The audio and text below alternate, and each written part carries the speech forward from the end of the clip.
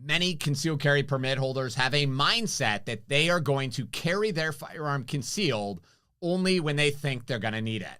These individuals act as if they're going to receive a notification on their phones, warning, you're going to be attacked today. I meet thousands of people every single year. I ask everyone, why do you want to carry a gun?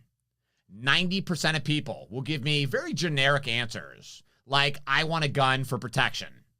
However, 10% will share with me a recent story of something extremely violent. These are stories of rapes, carjackings, kidnappings, stabbings, murders, just to name a few. I ask these people the exact same question. Before the violent attack occurred, did you ever think something like this was going to happen? No is the answer I receive 99% of the time. Violent attacks have a tendency to go from 0 to 100 in a microsecond. And you really only have two options. You will either be ready and emerge a victor, or you'll be a victim. The person telling me they are only going to carry a firearm when they think they're going to need it is the same ridiculous logic of only putting a seatbelt on when you know you're going to get in a car accident. In 2010, I was sitting at a red light in Dover, Florida, when my life changed in the blink of an eye. As I was searching for a better song on the radio, I heard someone scream. When I looked up, I saw a blue vehicle coming right at me, and the driver was screaming. This vehicle slammed into the driver's side of my car at over 60 miles an hour. It happened so fast, while at the same time happening in slow motion. My head smashed in the driver's side window, and I immediately lost consciousness. If my seatbelt wasn't on, I probably would have died. Do I really have time to put my seatbelt on and make sure it's clicked properly in the microseconds before that vehicle plowed into mine? No, it is over. It is way too late. And this is the exact same principle that applies to carrying a firearm concealed. Earlier, I shared a story of the guy that tried to stab me at church. I can tell you right now, I would never be able to live with myself if I allowed my children or my wife to be injured or killed because I was too lazy to carry my firearm that day or too lazy to train with my gun enough to be able to use it at a high level during a violent attack. Here's the bottom line. If you don't have your firearm 100% of the time, you might as well not have it at all. On January 7th, 2018, Samantha decided to stop at Publix to pick up some groceries after a long day at work. Everything about her trip to Publix was normal. That is, until she got into her vehicle. As Samantha was attempting to close the door, a man ripped the door open, reached over Samantha's lap to grab her purse, which was sitting on the passenger seat. Samantha and the would-be robber began fighting over the purse when a Good Samaritan arrived. The robber let go of Samantha and attacked the Good Samaritan, stabbing this man several times in the chest. Samantha was shocked as she watched the attacker violently stab the Good Samaritan. It was at this point that Samantha realized she had also been stabbed repeatedly in the side. She had been so focused on protecting her purse that she never noticed the blade in the attacker's right hand, plunging deep into her side.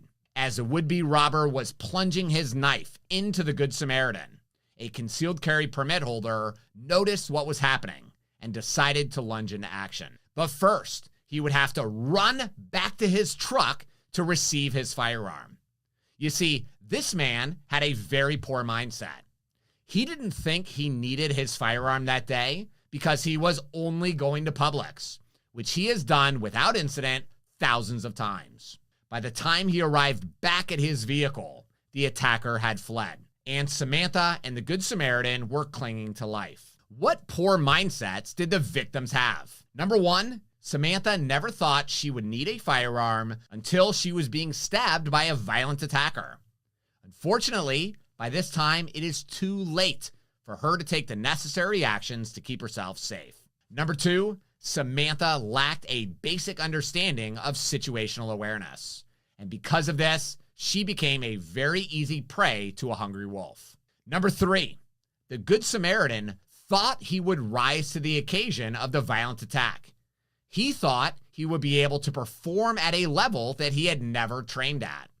Instead, he fell back to his highest level of training, which was nothing, and it almost got him killed. Number 4, the concealed carry permit holder's mindset was to only carry the firearm when he would need it. When the violent attack began, he was unprepared and unable to stop the wolf. What good mindsets did the victims have? You know, the only positive mindset that I see in this situation is that the Good Samaritan and the concealed carry permit holder were both willing to defend an innocent woman who was under attack. Unfortunately, both of these people failed at rescuing this woman because they lacked the mindset and skills necessary to stop the threat. No one ever thinks they're going to need a firearm for self-defense until they are fighting for their lives from a violent attack. I'm not sure what causes people to believe that this can never happen to them, especially when the world is so crazy, right? But when it does, these people are stunned at the act of extreme violence that is occurring. Unfortunately, at this point, it is too late to develop the proper mindset and the skills necessary to keep themselves safe, and this is why so many people become helpless victims to the wolf. Do you want to keep your family safe from the evil people in this world? As a father, as a husband, I care very little about what happens to me. If I have to die to protect my family, I am okay with that. But I am sure not going to allow them to get hurt because I didn't think I needed to develop the proper mindset. If you really want to be able to keep yourself and your family members safe from evil, you have to take the time to develop the proper concealed carry mindset.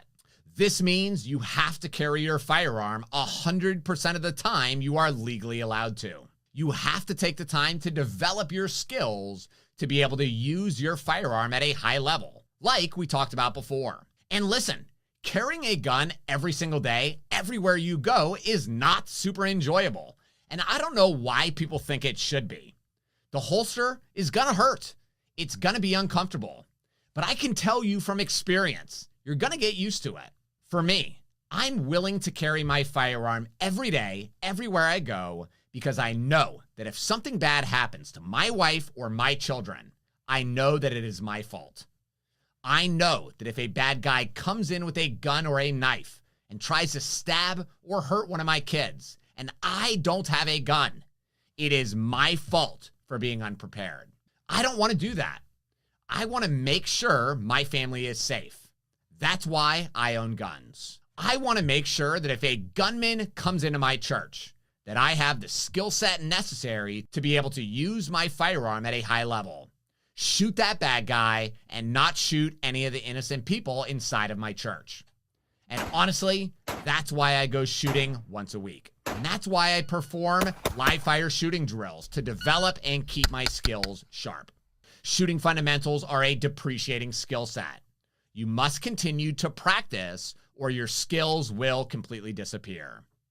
This is why I developed the 21-day dry fire challenge, to give you the ability to develop advanced shooting skills from the comfort of your home. And then the best part is you get exclusive access to a private Facebook group where people can share videos of themselves performing the drills. Then my team and I are able to watch these videos and provide feedback. It's kind of like an ER doctor saying, hey, listen, I can perform heart surgery. I can keep you alive, but I'm also never going to practice.